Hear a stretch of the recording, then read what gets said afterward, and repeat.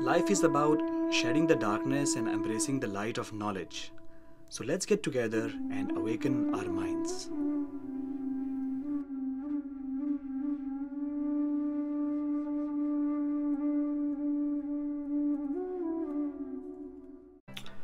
Hello friends, welcome to the series of videos of Awakening the Mind. My name is Dr. Akash Ahuja and I'm a psychiatrist here in Los Angeles, California. I did my medical school from Maulana Azad Medical College, New Delhi, India, and I did my psychiatry residency from Hennepin Regents program in Minneapolis, Minnesota in United States. I'll be discussing a topic today which is pretty new. In fact, nobody talked about this topic formally before 1996 when Dr. Kimberly Young started talking in United States, started talking about this topic of internet addiction. I mean, I was confused myself that does it really exist? I mean, is this like really a disorder or is it just like a made up thing? But then I met so many patients, so many clients who have suffered from this particular issue and problem, and I decided to do a presentation on it. So we live, I mean, we all live in the land of computers, and since last 15-20 years, computers have been everywhere, and we all use it. I mean, we use it at our work, kids use it at school to prepare a presentation, to do the research, to do the homework. We use it to make PowerPoint presentations, to do basically every single thing at home or work. We need computers. So does it mean that we all will become addicted to internet? The answer is certainly no. But not a lot of research has been done on this, but some research done by Harvard actually showed that 5 to 10% of people who use internet show some signs of dependency. So let's talk about them a little bit and see what we think about it.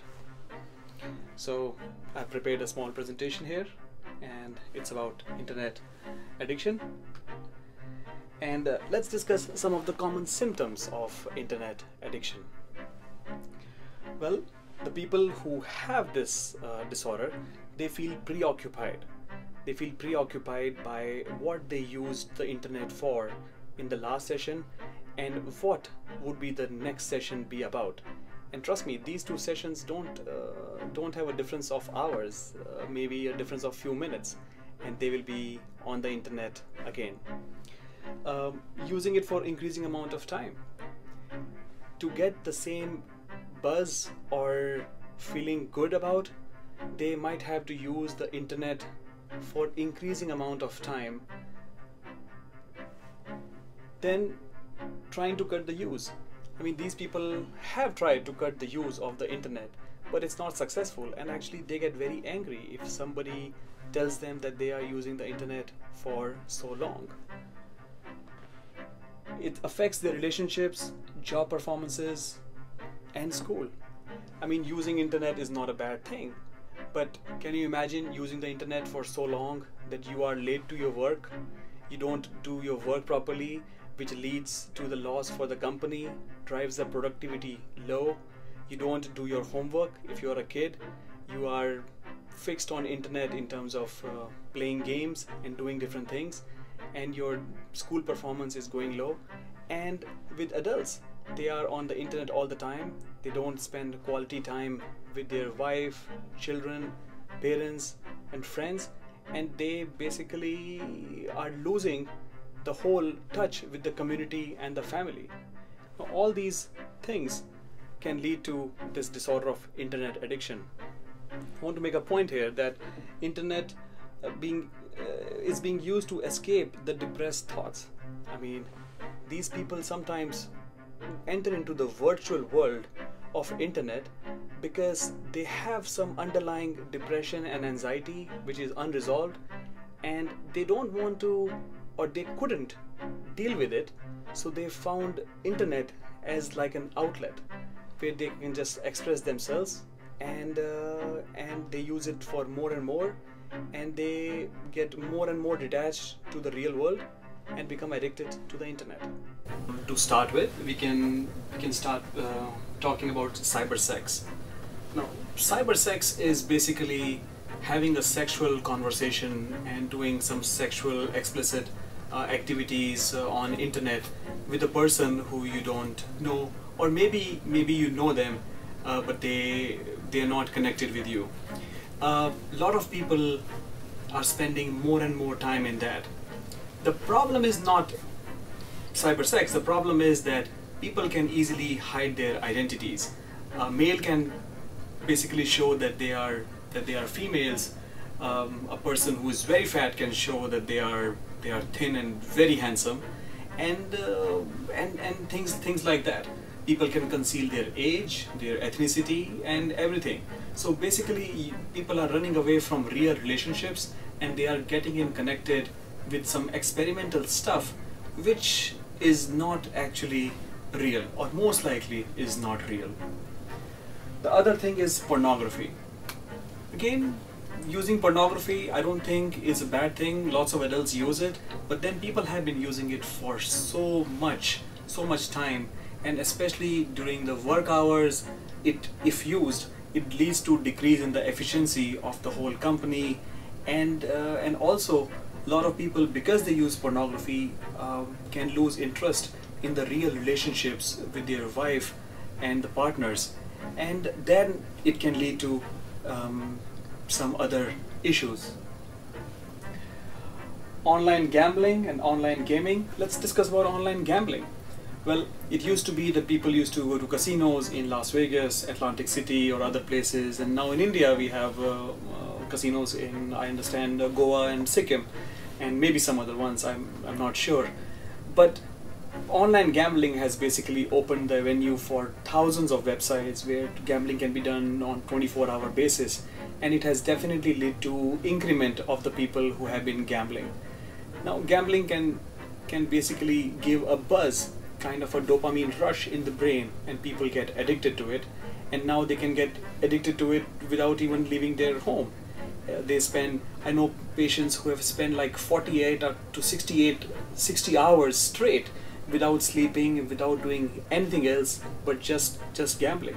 I mean, imagine their bankrolls are gone, they don't have any money left, and they have lost their relationships, they have lost their jobs just because of internet gambling. Another thing is online gaming. It's not only present in the children, but a lot of adults are also hooked up to online gaming. And the sad and the interesting part, which I didn't realize earlier, was that some people get so much serious in online gaming that they take the role of the character in the game. Essentially, they become the person in the game who they are not. So they basically again try to escape their problems, worries, anxieties, and enter into this virtual cyber world of online gaming. Kind of like the movie Ra 1, if some people might have seen in Hindi with Shah Rukh Khan. Other one is internet shopping. Some people might say, what's wrong in internet shopping? Actually, nothing. The only problem is that, again, once people get hooked to it, especially to some internet bidding websites, then they kind of get this rush and excitement when they win the bid, when they get something cheaper, and then they keep on buying it, not because they need it, but they just buy it because they have to buy it, and then it becomes a problem, financial as well as of time balance. People chat a lot, and again, nothing wrong with chatting, so all these things are okay if done in a limit, but sometimes people spend hours and hours on it, and then it can affect their social functioning. Nowadays, everybody is on social media, Facebook, Twitter, LinkedIn, and we all use it, but again, some people get hooked up to it to that extent that they just have nothing else to do but spend hours and hours and hours on this particular social media. So let's talk about what can be done about internet addiction. I mean, as there is a problem, there has to be some solution, right? So try to treat the underlying depression and anxiety. That's the number one thing which we can do. If people are escaping to use the virtual world to get rid of anxiety and their depression, then why don't we just deal with that anxiety and depression in a mature way? And if you see some of your friend or colleague struggling with this, then at least try to help them out with the situation. They can seek the help of a professional, and they can be treated by medications or psychotherapy. Next would be strengthen your support system. If people have real friends, not virtual friends, if people have real friends and family to spend time with, to go out and enjoy what a breeze looks like, what a garden or what a flower smells like, then they might not be hooked up to the internet that much. So that would be one thing to strengthen that support system. Then modify internet by step, by making a log as to for how long have they been using. I mean, some people say we are not addicted to internet and we don't plan to sit for many hours, but it just happens. So well, for those people, they should make a log that what is the time when they sit on the internet and what time they get up and what time of the day, morning or evening, they are using it the most. And then replace with some other activity. Again, if people are going to play tennis at 6 o'clock, then they might not be able to use internet at 6 o'clock, apart from if they have smartphones. The other thing is dealing with your kids. I mean, children can also be hooked up to internet in the same way or even more than the adults. So just like we keep an eye on the channels they watch on TV and cable, we should keep an eye on what websites they are visiting and monitor their usage, and there should be strict limits on them. But it's very important to at least be a role model. I mean, you cannot imagine your kid to use the internet for 2 hours a day if you are using it for 11 hours a day. So be a role model, build a healthy relationship with the child, spend time with him, and this problem might actually become much better. Encourage other social activities, as I just mentioned, and talk to them about underlying issues. If the child is facing some problem in school or college, then try to deal with them, talk to their teacher, talk to them, take them out, take them to a restaurant, and sit and in a relaxed environment ask them as to what's bothering them. Maybe they are using the internet because they have this internal conflict which is not being resolved. So talking to them, I think, would be very helpful.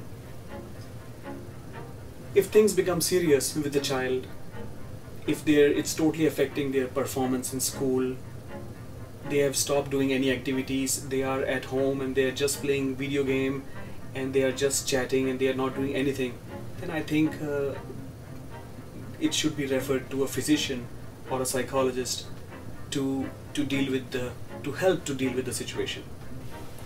Friends, by no means I'm telling you not to use internet. I myself use internet. These slides were made on internet. We all have to embrace the technology. But like everything, excess of everything becomes bad. And we have the responsibility to deal with these new technological advancements in a fair and balanced manner. And if we cannot, it's okay to get and seek some help. And that can help our lives better. Thank you for listening.